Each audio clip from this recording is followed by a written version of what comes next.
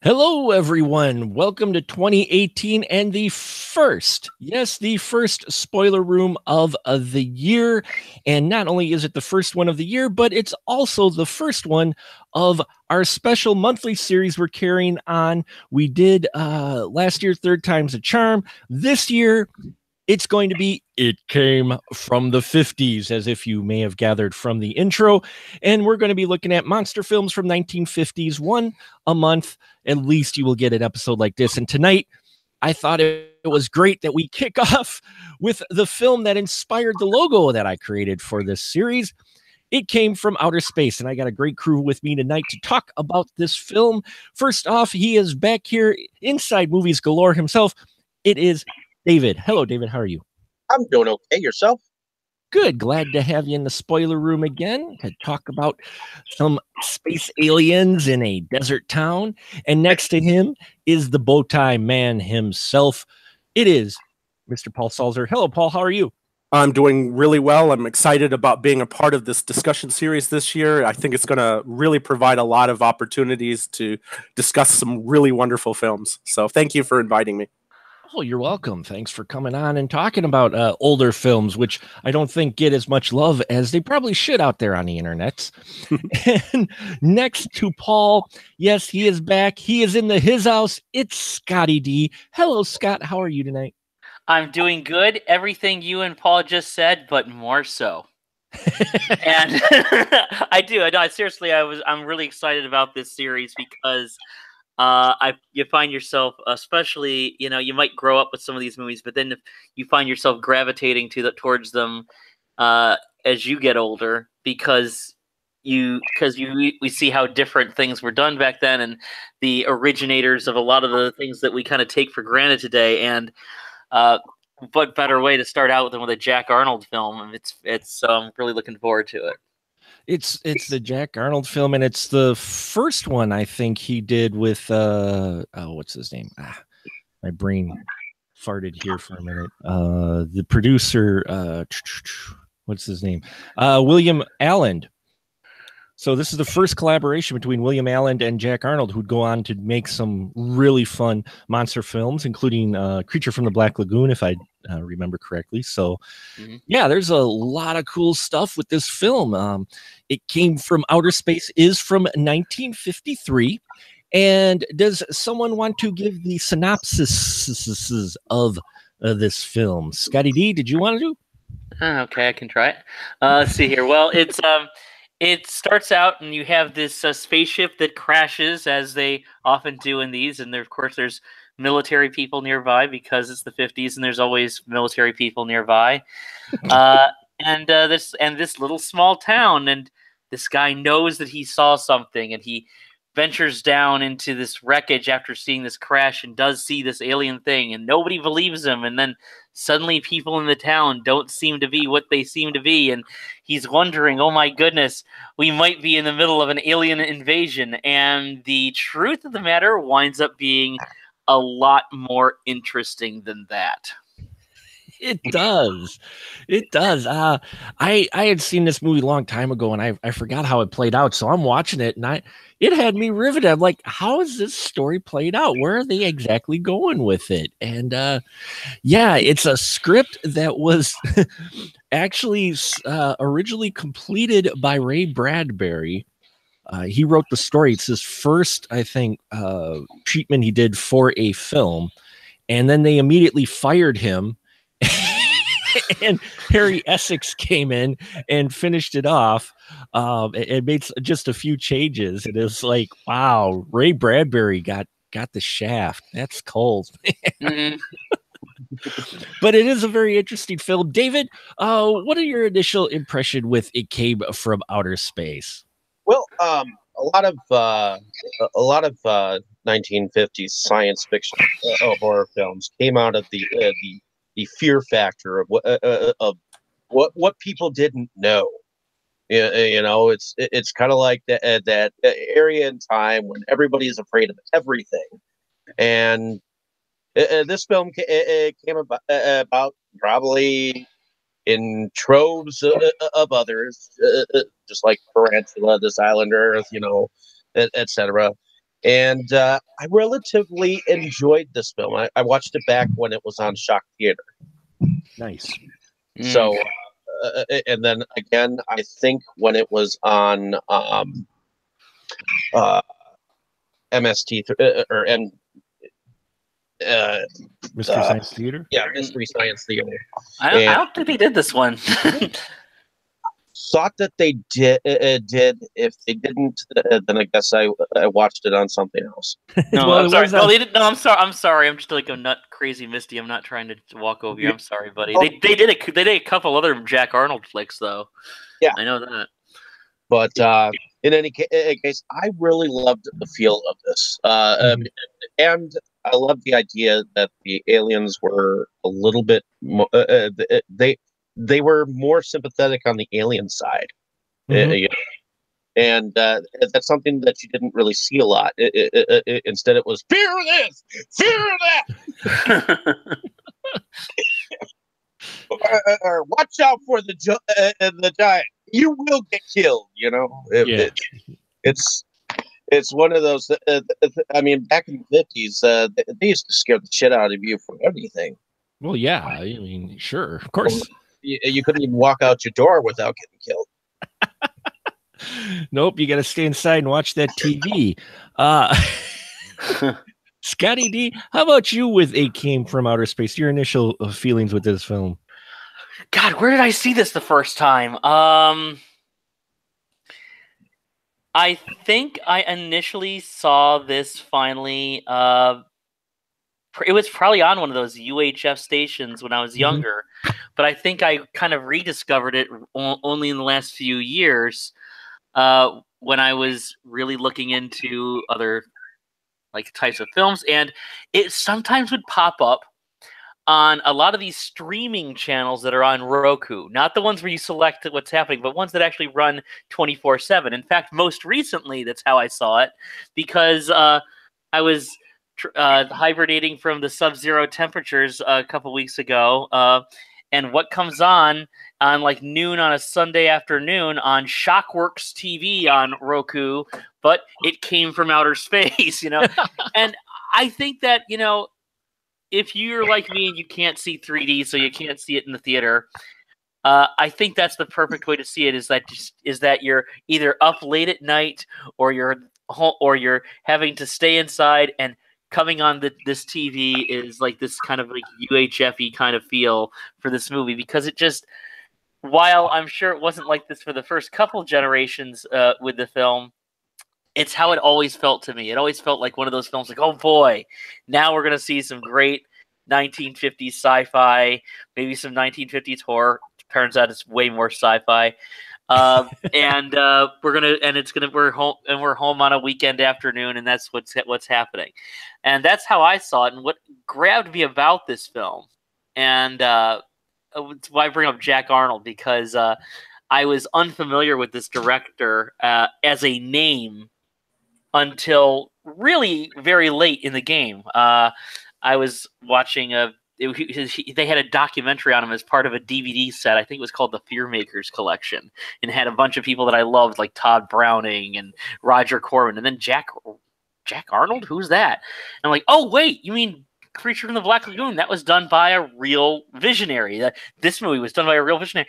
And what was always amazing was that he always took what was alien in the world, and he had sympathy for it. So the Creature of the Black Lagoon, he's not so bad. He's just a creature who's from a black lagoon, and you took him out of it. You know, he's a nice guy. In fact, if you listen to Guillermo del Toro, he's probably got a great cock too. But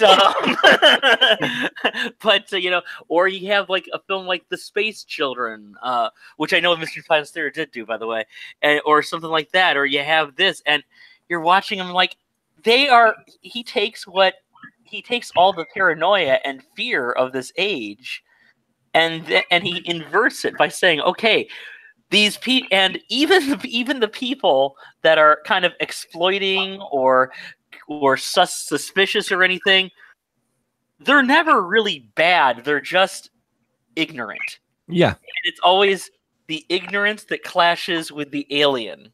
And that's what I thought was so interesting about It Came from Outer Space. When it turns out it's not so bad. Yeah, you make a good point with it, especially for the time that it came out. His movies came out, Jack Arnold taking these films that normally had that reputation and turning it kind of a bit on its heel to where you're kind of feeling, there's no really horrible person in here. There's some, people who are misguided or, as you said, ignorant, but there's that more so than people actually being evil or just downright assholes. Paul, how about you with It Came from Outer Space with your initial thoughts with it? My initial thought was that it wasn't what I had really expected. I did enjoy the film. I thought it was a good example of how times have changed, and I kind of looked at it in those kind of glasses. And I basically looked at, okay, I started looking at it as, oh yeah, this is another one of those fear, Red Scare type of movies, and that's what I went in expecting. And and I know all the people that say that it's not, including Ray Bradbury, saying that it is not that. I still see the elements of that. I see the paranoia. I see the frightened, how people mistrusted their neighbors so much and that's what I enjoyed about this film mostly. But that said, like I said, this is a good example of how times have changed. That sort of fear that if I would have watched this in the 80s, I would have definitely really, really loved the intensity of this film. But with nowadays, the post 9/11 world and terrorism and having people that are scary that are just around the corner could possibly be, it just seems like it's much more real to me now. And so this movie did not really affect me that much. It didn't scare me. It didn't thrill me, but it was interesting to watch. It fascinated me because I looked at it as kind of oh yeah, this is what they thought in the 50s, and it's kind of interesting, And that's I guess I went clinical instead of entertaining in this. So. And that's what I wanted. Why I kind of wanted to do these, because what kind of scares you. Not always. There's some films out there, that the old films, that are still kind of scary, but what scared of the culture back then is completely different in many ways to what is scary now.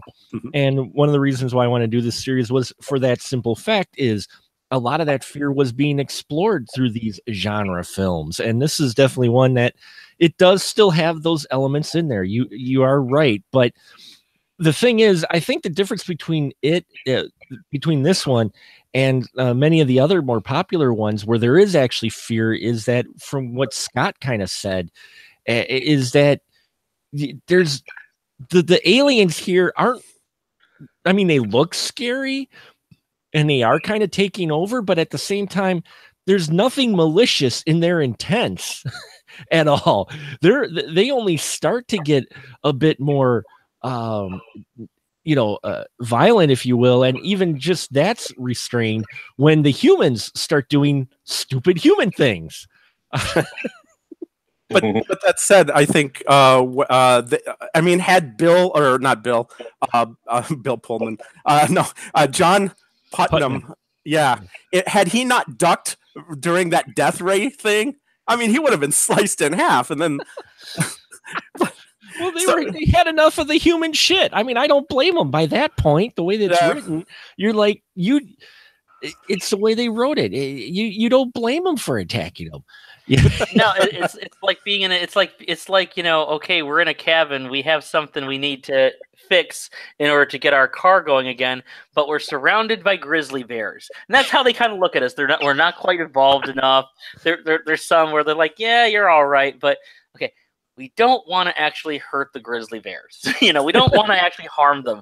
But if they come clawing at our doors and stuff and baring their teeth, grizzly bear going to go down. So, you can do the Hardy Boys thing, or lead them into another cave. They almost led him to the train. Heard this group of bears over here. Yeah, put the bears over there. So, well, we got our main guy. You already mentioned him, John Putnam, who is the dreamer of the of the movie. He's the dreamer of the group, and also the one who is just all alien all the time. He's just a writer. He's got Barbara Rush as his girlfriend, and Ellen Fields, and she's supporting him even though he's a struggling writer who's gone out to the desert, and he stargazes and sees this amazing spaceship, which I didn't realize it was that big until we get him standing next to it. But it's why I love 50s and the special effects they do. But David, what did you think of this opening scene with the crashing of the spaceship and him going out to take a look at it? Did you think it was that big? And what'd you think of the special effects in the film? I thought the special effects for its time were relatively decent because, I mean, you have to think at this point in time, they're just getting into the 3D, animation aspect of films, and I think this was one of the first films to, advance into that area. Although we can't really see a 3D version because that is supposedly lost, but you definitely get. You get for the first time, you get to see, I mean, now it seems a little corny, but you get to see that there were definitely some technological advances, special effects wise. Yeah, I thought so too. And I love the design of this ship where it's all hexagonal yet round, and in just this massive ship. But I thought the special effects looked decent, especially in this opening. Paul, how about you with this and the special effects in general? I thought the special effects were adequate. I loved the makeup work with the aliens. I thought that was very clever. Nothing really distracted me. I could tell, though, that there were scenes that were very much set up for that old school 3D thing where they didn't do it for depth of field. They did it all about, I'm going to come right out of the screen, that sort of effect. And you could tell that scene was set up for, there's going to be something that should have popped out if I had my 3D glasses there. And that was kind of amusing, but not entirely entertaining. But yeah, the special effects are great and I say adequate. I'll say adequate. And the makeup work was really great in my opinion. So. Oh yeah, with the design of the aliens as well. Yes. Scott, did you have anything to add with the effects of the alien design here? Well, just to say that it's looked really. I mean, I thought it looked good for the time. Let's face it, films like this nowadays. All movies seem to be aimed at a younger audience. All movies seem to be made for people in between the ages of 10 and 30. Back then, it wasn't like that. It was that, okay, we have our prestige productions that entire families will go out to or the adults will go out to, and we'll throw a lot of money at that. This is kind of a B film, even though it's coming out of a major studio, but they gave this a little more love than usual because it was 3D, it was new, it was fresh. They were hoping to really catch on to that trend, and so they gave it a studio budget, but they didn't go crazy with the studio budget. This ain't Cleopatra, folks. But they obviously gave it a lot more love, so you could say, like, yeah, you could see this. There's a big difference between the way a film like this looks and say a film like Killers from Space or It Conquered the World looked, or something like that. And the aliens have a much more clever look to them. The spaceship looks a little bit better and such like that. But these were still kind of seen as kind of a matinee feature for younger viewers, which was, believe it or not, a market that was still kind of believed as a very marginal target audience at the time. Yeah. It was not the idea of teenagers as consumers had not were just a few years from really catching on when this hit 65 years ago. Yeah. Yeah, it not quite. They were kind of feeling it out. Well, this was the first. I didn't realize this, but this was the first science fiction film from Universal. Really? Yeah, according to a couple of different sources I read, this was the first science fiction film from Universal and the first 3D film they did. Now, you had House of Wax, which did it earlier, did it that year as well. From Love that movie. Was it Warner Brothers or did House of Wax or? I think so. Yeah, but one of the other studios. So the 3D craze there in the 50s, it didn't last too long, but there was some people out of the gate, and this was one of those films that was just out of the gate. They were pushing thrills so close they could touch you. You know, and you can see it with the special effects, as Paul mentioned too. And David said, you know, you got stuff flying at you. You got the 3D, which really shows you 3D hasn't come that far in 60 years.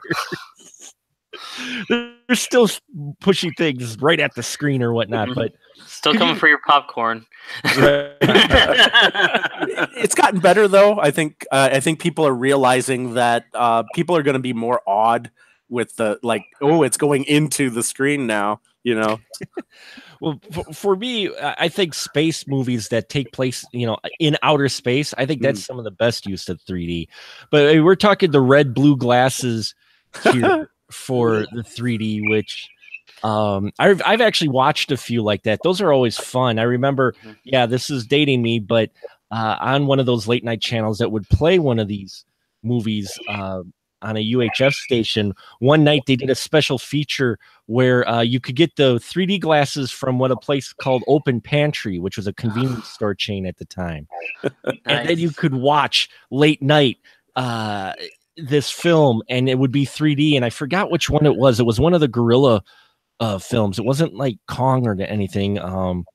But you could watch it. And I remember watching it in the blue and red, and you got the guy popping out of the TV, and that was still pretty cool what they did for that, you know.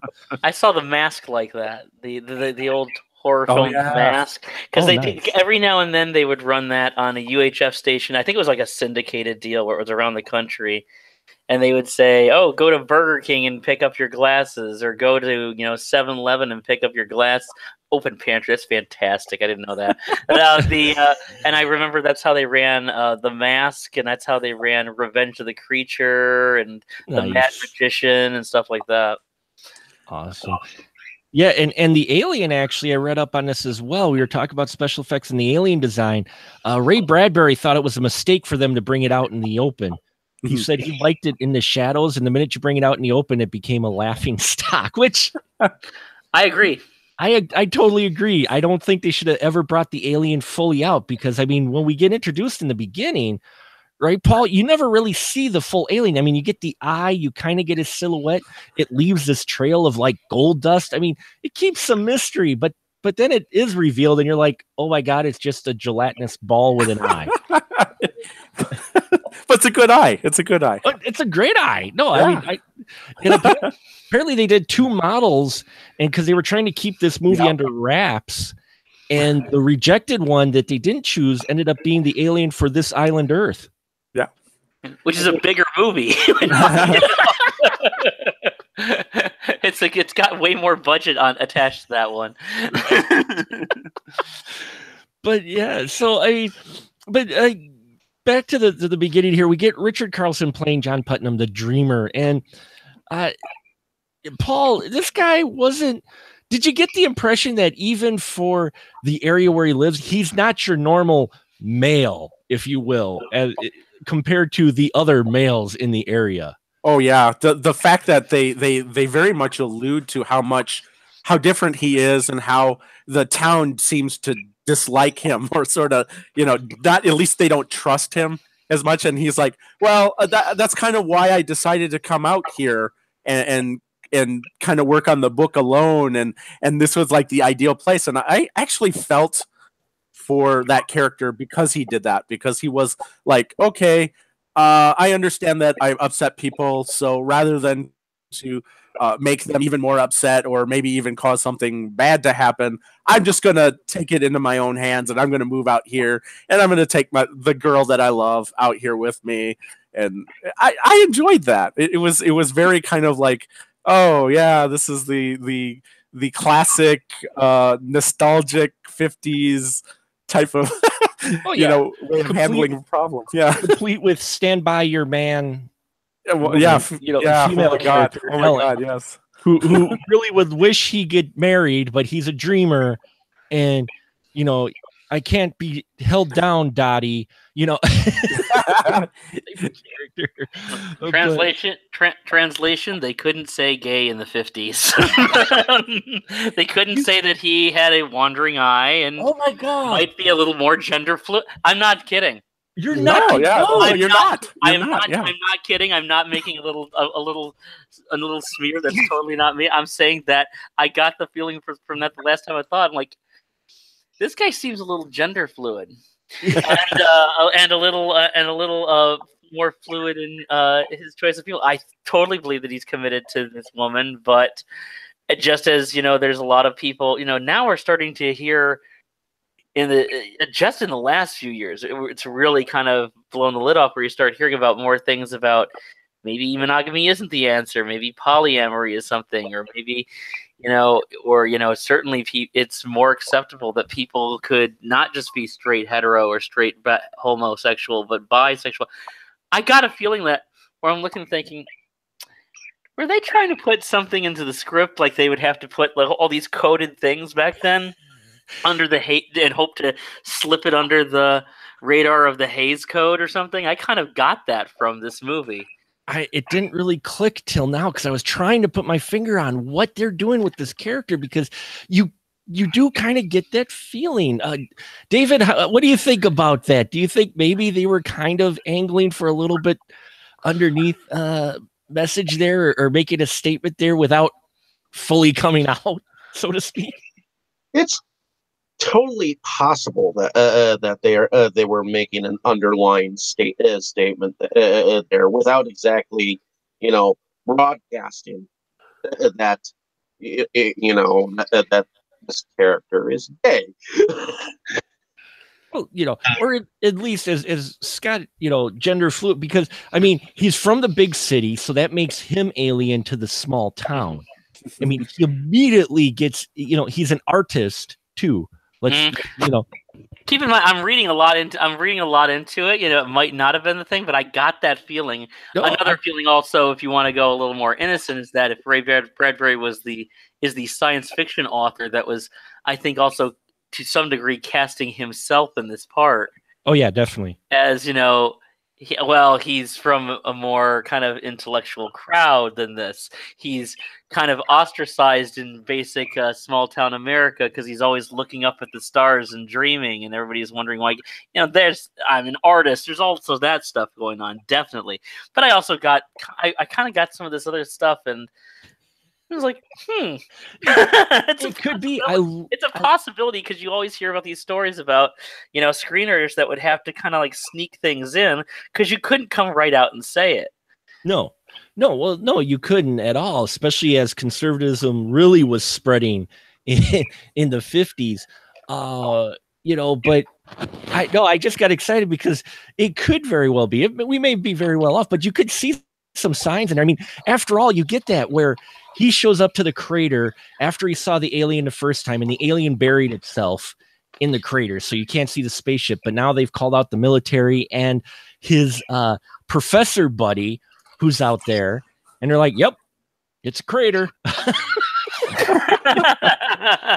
Big hole. Yeah, you're right. Probably, whatever. It was just a regular meteor. And he's like, no, it's got to be aliens. And by now the press are saying that this crazy guy thinks it's aliens, and he's got that going on. And you find out the sheriff has a thing for his girl. But you get the one professor who sits there, and after the guy's like, oh, they're aliens, and no, there can't be aliens. And all right, he walks off kind of like, no, I still think they're aliens. You get the guy who goes, wow, he's odd. And the other guy goes, more than odd. He's an individual and lonely, a man who thinks for himself. I'm like, wow. Yeah. I'm like, Captain Obvious there. huh? Captain Obvious there. But I'm just like, you guys mentioned this as if this is a bad thing, but that's that mentality of those 50s. I mean, you know, the individual, the unusual, the one against the norm is suddenly kind of looked down upon. At least that's the angle I got with him. So this guy has already got an uphill battle, yet he has his loyal woman next to him. Scott, what'd you think of Miss Ellen Fields?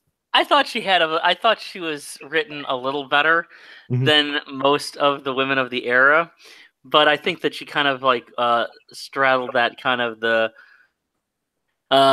in between thing. I mean, occasionally you'd see somebody who's just really like a firebrand, really just going out there and thinking for herself. It was not very common, but you'd see it usually sometimes. And then you'd see the Susie Homemaker type, and she's mostly the Susie Homemaker type, but she has enough in her to really get this idea about him. You know, there's a great song by Harry Chapin called Shooting Star. And it's about this guy who's a big dreamer and he can't settle down and everything like that. And it's told from the point of view of the woman who stands beside him and hoping to calm him down, knowing that she'll never be able to. Yeah. You know, and I kind of think that she's kind of that character in this movie. That she's still pretty conservative. She would love it if this guy would get a 9-to-5 job and be home at night, and then just but still have enough of the dreamer in him to look out at his telescope at night. She wants both. The security of this, but also that reckless spirit that attracted her to him. And unfortunately, yes, let's face it, this is the 50s. We're in 2018 now as we record this, and we are just now starting to get roles for women that are not defined by the men in the movies. Yeah. 1953. Oh, no way. so yeah, unfortunately she is kind of defined by the male lead, but as that stands right now, we might look at it and say, huh, but back then, actually not so bad. Yeah, I mean, she did seem a bit more independent and she has a brain on her. She has a head on her shoulders too, which is more than what a lot of films will credit. Yeah. Most of the time, the woman just wants them to come home and then like screams at the first little spider that crawls across the screen, and that's it. But she has a little bit more of a head on her shoulders as well. Yeah, we don't get the first scream till she thinks she sees the alien, and it's just a Joshua tree. Yeah. Well, okay. So yeah, that's not there is. That's right. I forgot about that. And she does huddle next to him, and the minute she said it, so they do add that in her. But for the most part, most of the film, she is the strongest female character, though we don't get many on screen. David, how about you with Ellen Fields? I'd like to agree with Scott.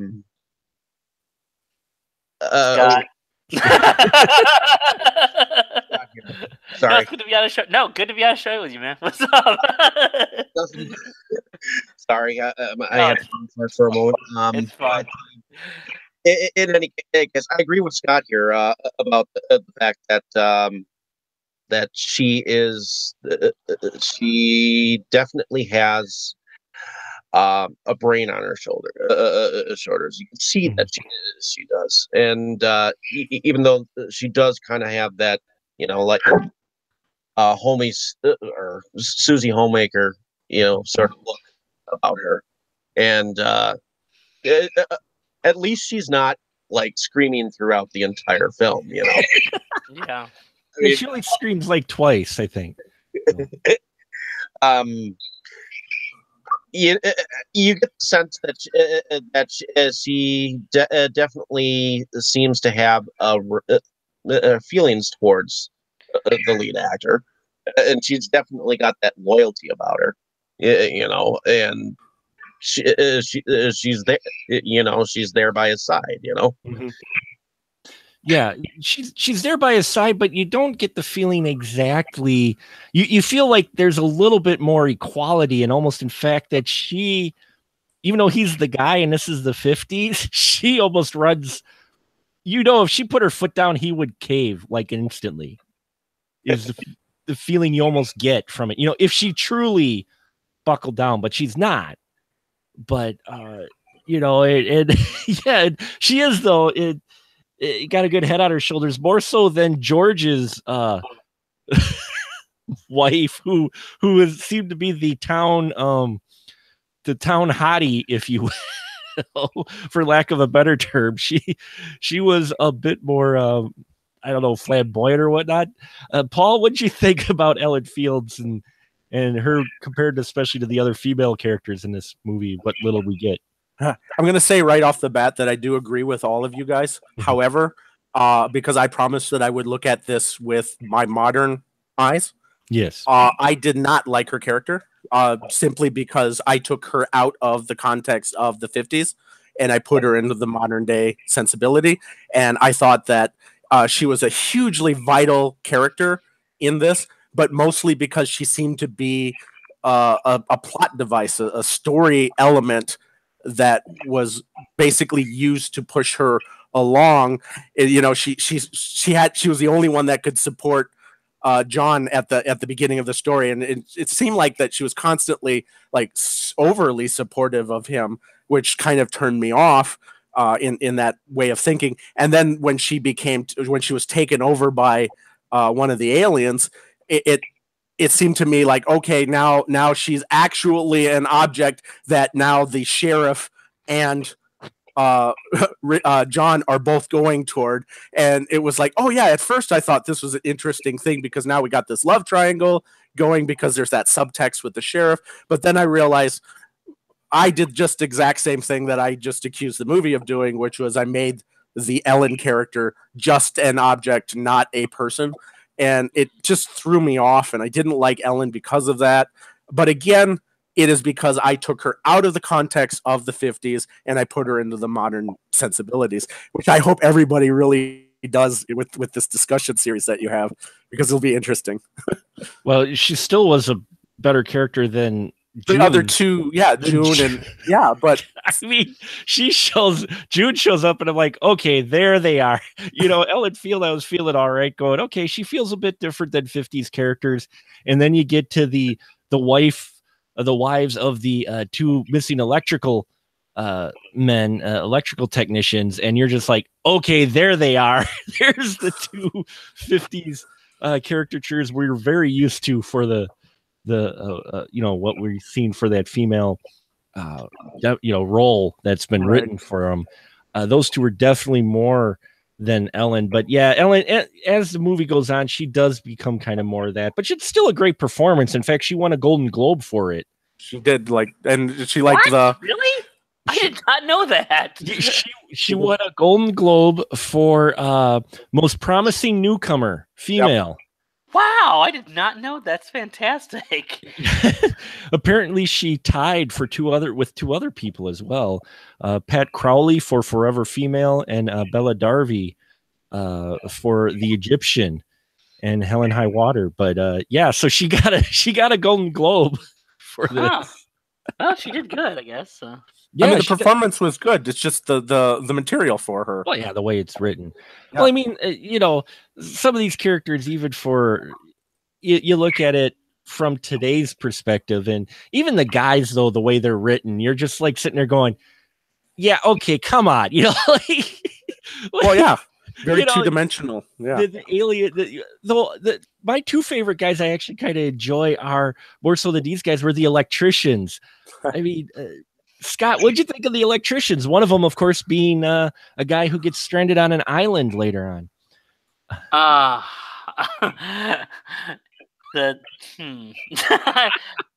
kind of drawing a blank on the electricians, really, aside from like seeing them as a necessary kind of plot point. To be honest with you, I wish I could. Well, I wish I could wax philosophical about these characters right now, but I'm going to be honest with you and say I might need to look at this once again, because I've only this last time was seeing him as a plot point, really. Well, they were a bit, but we do get a little more depth. I mean, the telephone guy, the older guy, gives a great monologue about the desert, of being out there and sometimes seeing cities and oceans that aren't actually there, and the wind blowing through the telephone wires. And of course, the professor, who Russell Johnson is his assistant, who I totally forgot was in this, and I looked at like he showed up in a lot of these because we were talking about This Island Earth earlier. Yeah. He's on that one too. You know, he was in a lot more of these than I thought he was. I'm looking at it going, holy crap! I mean, you know, this soon went on to, you know, where the westerns became popular fairly quickly, more so than these, I think, for some of these actors. But yeah, it just surprised me seeing him, because I'm looking at him going, wow, it's a young professor. Look at it. Isn't it? It's kind of interesting that he would be in all these little science fiction films surrounded by all this technology. And of course, he would be most known for the guy who could make a transistor radio out of 2 coconuts and a wad of string. Right. You know?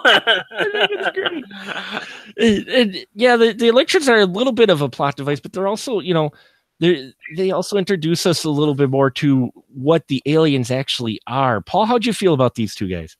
I like the two guys because that's when the story really started getting into what I was thinking about, you know, that whole Red Scare thing of not trusting distrusting your neighbors, that sort of plot thing. And it really was heightened by the fact that the aliens essentially took the body of the individual. And at first I didn't even know, because I assumed that he got completely taken over and that his original body had died.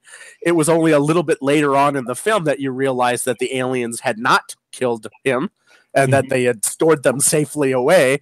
And so it was this, yeah, it was like that. Oh, okay, now this is the monster movie that I'm thinking about. And then, but yeah, these two characters were great, and they offered, like you said, the old man offered a lot of the exposition, and it was kind of like, okay, this is the Bradbury type writing that you expect. and it came out, and it was like, oh, and yeah, it was great. And again, the whole aspect of not knowing what really happened until a little bit later, it was intriguing. And I think you because they had these two characters, they could do that. You couldn't do that with the Ellen character right away. You know, you had to set things up for the Ellen abduction. So yeah, you had to kind of have two characters that you're not too familiar with at this point in the film, but at the same time, they're very likable, which they are. And you said definitely they're definitely Bradbury characters. The old man,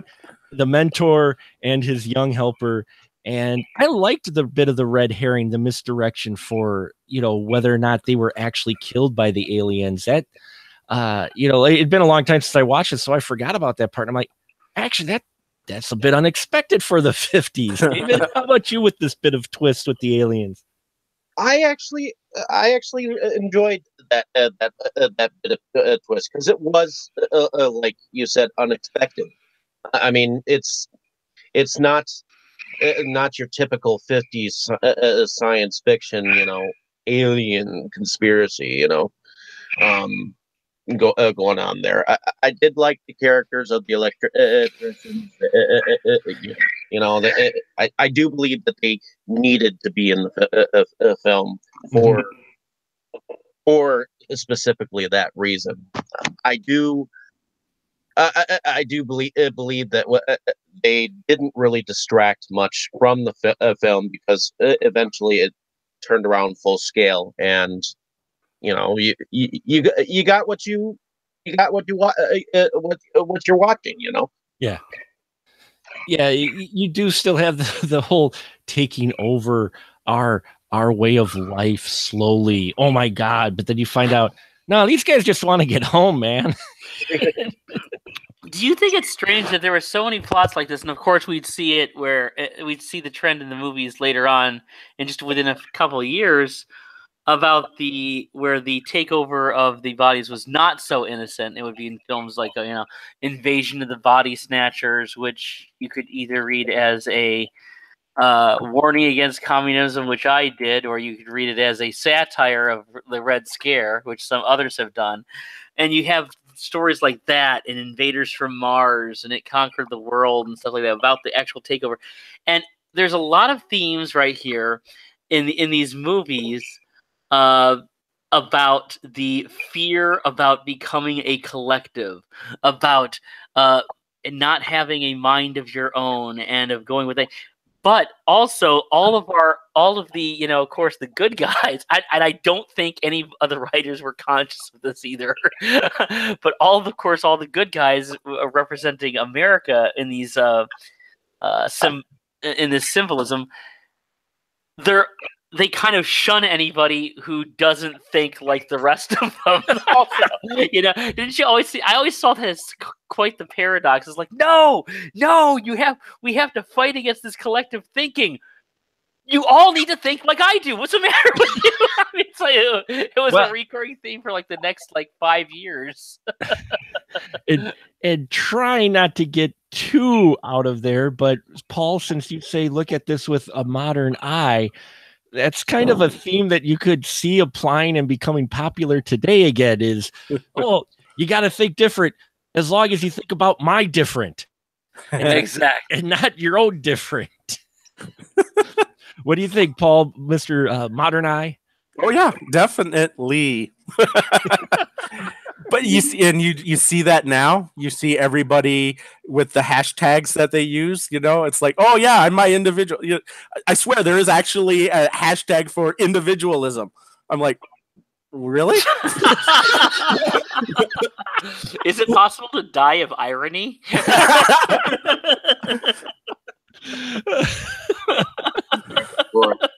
Oh man, yeah. But getting to this story though, I like how, and it's interesting how these sci-fi films became popular because there were a large number of them, not only dealing with the Red Scare, but there was also the idea of, and we'll see this in other films later on, as well as the alien going, you people are stupid. Your stupid minds. Stupid. But they said it nicely in that you guys are not ready. We'll come back later. Yeah, well, because you get that point at the end of this film at the big climax where they got the posse coming, and you got the alien who's about to destroy his own ship. And he's like, well, you guys can't have this technology because you're just going to destroy everything. And I'd rather die than give it to you. I'm like, holy crap. David, what'd you think about the ending of this film? And the aliens basically telling us we're stupid. I thought that was actually rather comical because I actually do think that humans are stupid. Especially in the 1950s. Mm-hmm. I mean, they all had this benign a way of looking at the things that was so totally anal that you couldn't possibly pick up a matchstick without having someone tell you it's safe. I mean, you couldn't light a match to start your fire without having a fire marshal there to make sure that it was, properly used, or you know what I mean? Yeah, no, that's legit. I agree. I mean, they literally had to have people think for them, and that was the mindset of the time. And people are still stupid to this day. They are. That's why I can never look at something with a modern eye, because we're still somewhat stuck back, in a different time zone. Sometimes it's like, hello, people. Yeah. I completely agree with that. And let's face it, I think a lot of the things, especially ones that were science fiction people, were actually involved in at least the early planning stages, at least like this one was. I think they were playing to that young person in the crowd who would be like, who would hear these people. It's like, you people aren't ready yet. You're not evolved. We will come at a later day. and you will always wonder if we're out there. And there was always that young kid in the audience who was like, "Take me with you, please. I hate these people. They're morons. Please take me with you." And today, what do we look? We look at these movies, and then we look at what's trending on Facebook. We look at people fighting with each other. Like when we look at these aliens, we still think, "Take me with you, please." Question: Were the aliens? Did the aliens really do anything that was destructive wise? Did anyone think that they harmed anyone while they were on Earth? No, I think they probably I think, of course, taking them and having to take over their bodies, that's a bit much. But I mean, you think of what the alternative was for them, where that they would be willing to kill them, because let's face it, we are unevolved compared to them, and they're looking at us like they're looking at like a cat or something like that. Basically, they up a hole in the earth. Right. I don't think they're actually doing anything destructive. I think it was a matter of our car broke down in a really bad neighborhood. And we're just trying to get out of this really bad neighborhood. Seriously, we can't stand it in Des Moines. Please, We're trying to get out of here before they steal our hubcaps. Come on. We're trying to get out of So we're trying to get out of here. So, and I think that's great, because it also talks about the indifference of more evolved beings. It's like that great the Arthur C. Clarke's book, Rendezvous. It was Clarke, wasn't it? I'm not totally butchering it. It's a Rendezvous at Rama. Yep. Where we're gonna explore this alien. Well, I'm not gonna spoil it for people, but we're gonna explore this alien craft. Why is it here? Ooh, was it here for us? No, it wasn't there for you. Don't be so self-centered. No, it was just in the neighborhood. Doggone damn dirty apes, I tell you. You blew it up. Pointed sticks. Get off your Boomer Bible. How do you feel about that, Paul? Do you still want aliens to take you along with them? Oh, hell yeah. Ever since Cocoon, I wanted them to. But that said, I mean, the aliens themselves were not exactly, they didn't show themselves to be these higher beings that they claim to be. I mean, first thing they do is they basically, let's hide from everybody. I guess that kind of makes sense.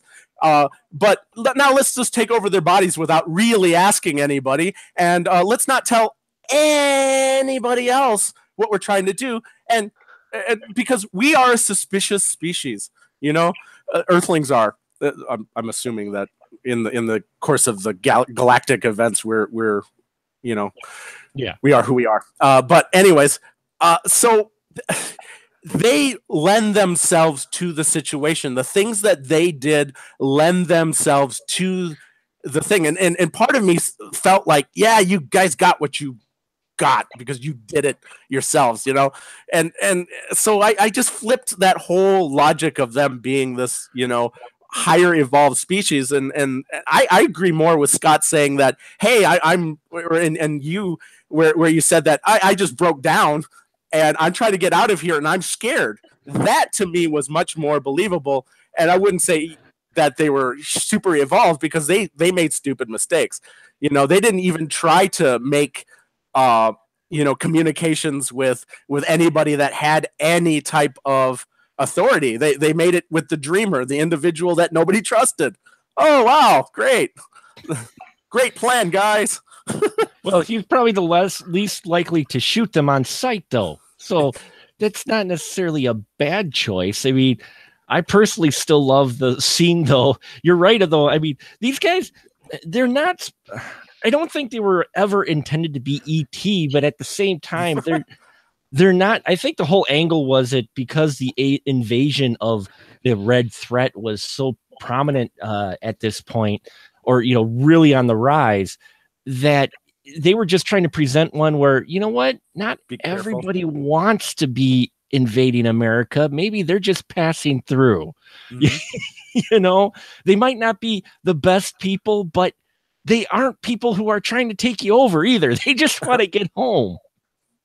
And that's the angle that I think they were going for with this. And you still get though that great scene where he pulls the gun out, John pulls the gun out, and they just look at him and they go, "Yeah, you don't want to shoot us because we could do terrible things, very terrible things beyond your imagination."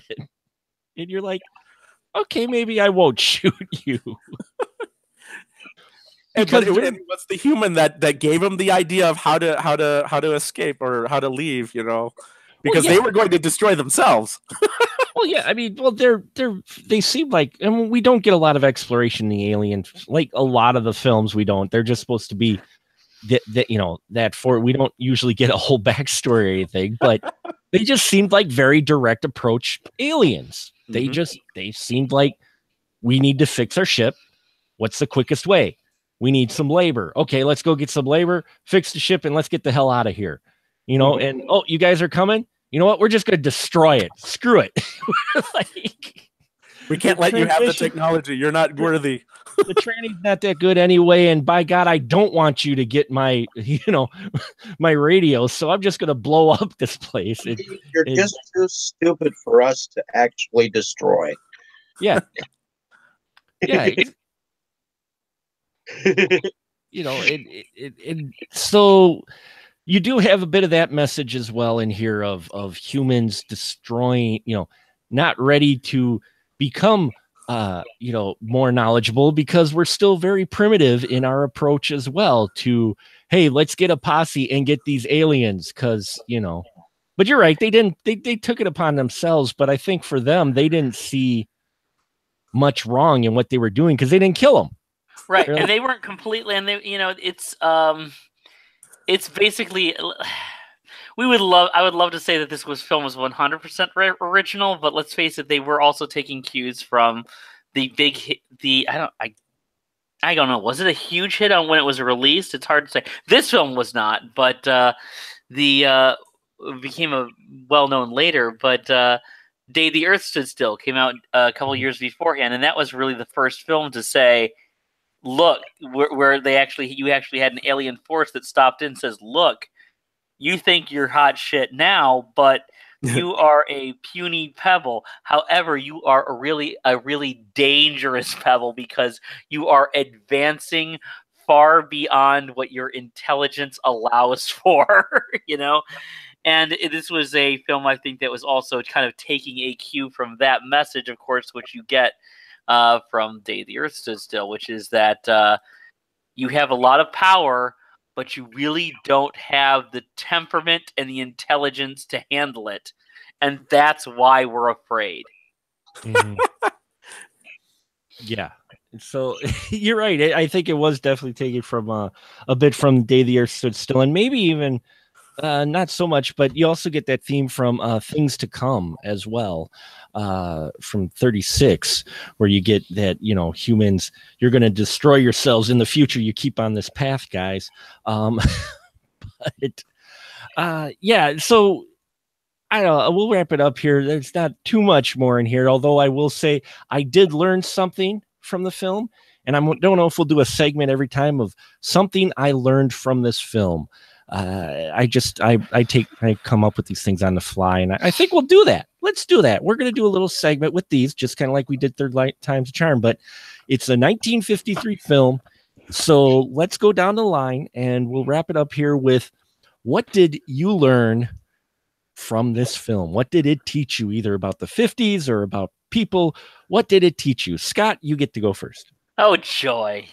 So let's see what I learned. I'm actually going to be serious about this. Okay. I'm going to be serious about this and say, one of the things I struggle with, and I'm not going to get political or anything like that, so you don't have to worry about that, but I see the way a lot of people are. I see the prejudices, and I see hatred, I see bigotry, and I see fear, and I see a lot of people who are really angry. And in turn, when I see that, I do not respond with caution. I do not respond with, okay, let's hear them out, and let's try to sway them and see why they're mistaken. I respond with my own anger. It Came from Outer Space is a film that is basically saying tone it down, de-escalate. And you could see that as an allegory for the Cold War, or an allegory for dividing opinions in the country, which would really come to a head in the next decade.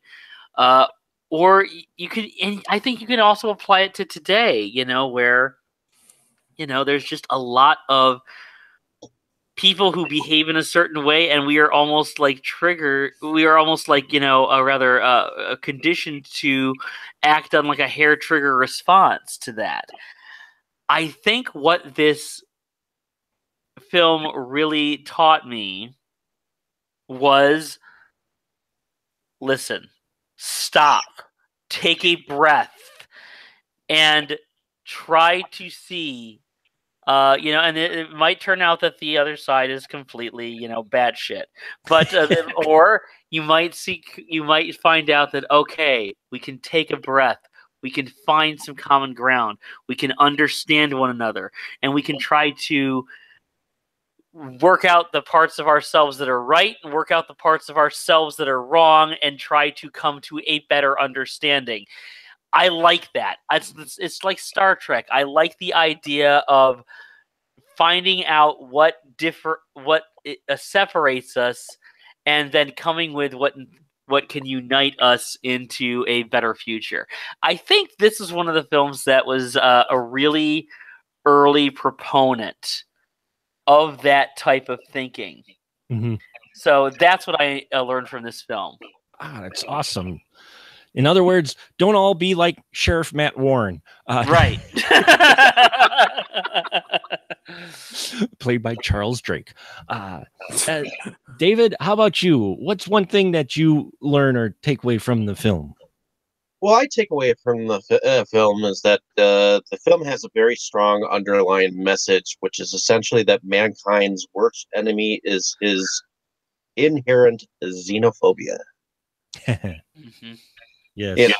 I mean, the idea that man's fear of the other invariably exceeds the real threat that he is presented with. Mm-hmm. I mean, that I believe is the essence of it. It Came from Outer Space, and I do believe that people feared a lot of things during the 1960s, or even the 50s. But there was a lot of fear of war, fear of the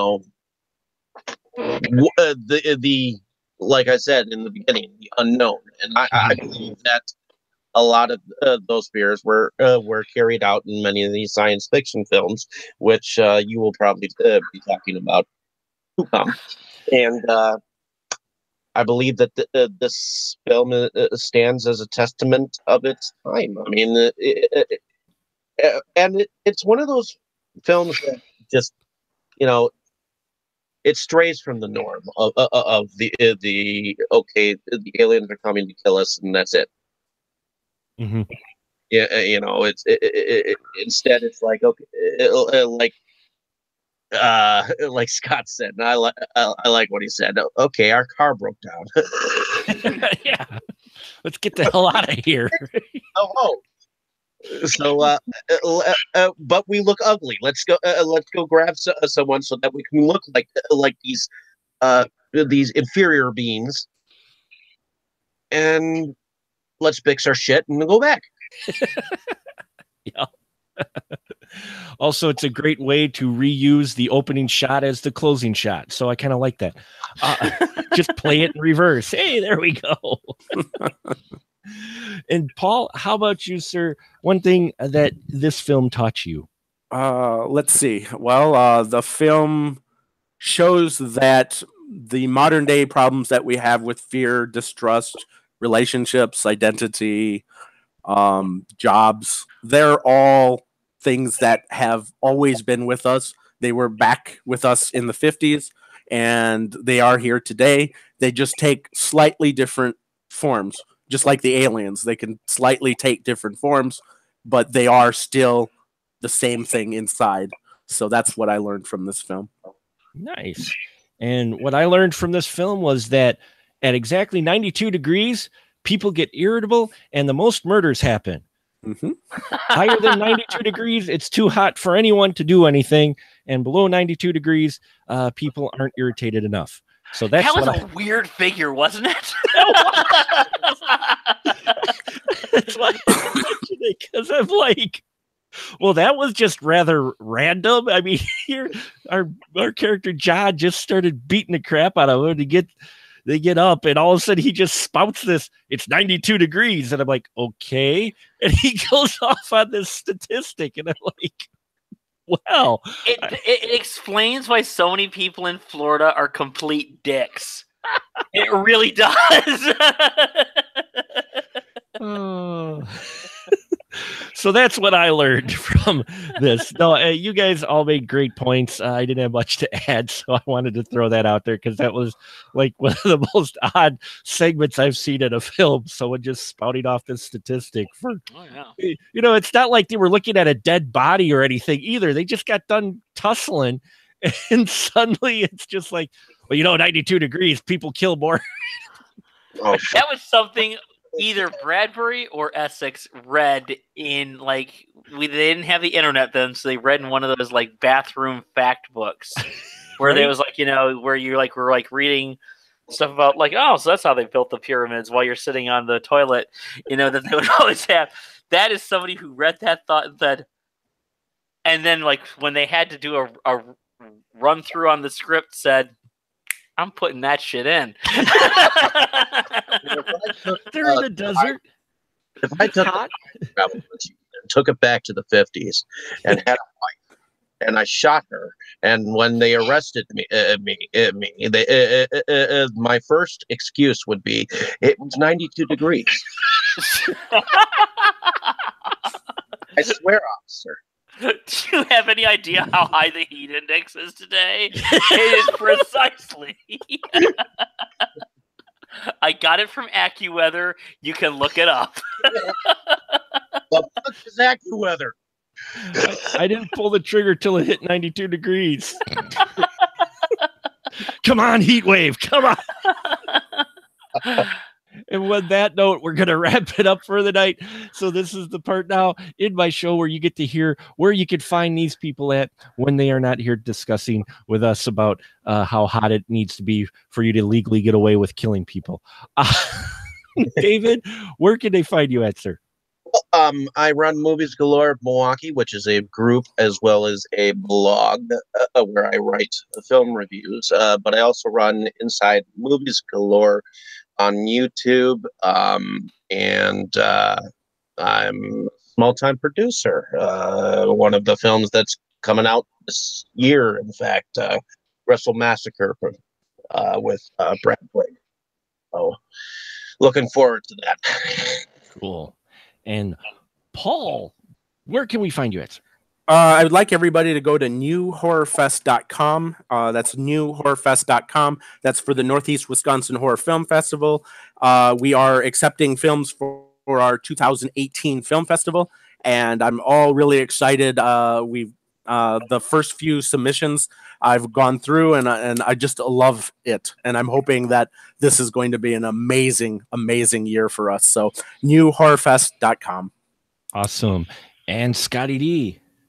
I have just liked both of your pages on Facebook, but also I want to say that I am been out of the loop for a long time. I'm trying to get back into the group. Not very easy, but I'm trying to. And so hopefully you will see more stuff at movieocrity.com and perhaps more web episodes of my series Movieocrity, which you can find at vimeo.com/channels/Movieocrity. All about exploitation films and fun stuff like that. Awesome. All great stuff. And yeah, you could find links to their page on our page as well. I want to thank you for tuning in. If you have, I appreciate all our supporters. I'm looking forward to this series. I think it's going to be an interesting one. I hope you stay with us for the journey. Like and subscribe as always. We got some great stuff coming up for you in January, so you'll want to stay tuned for that. So I think tonight we will just say good night, gentlemen. Good night, gentlemen. Good night. Good night, gentlemen.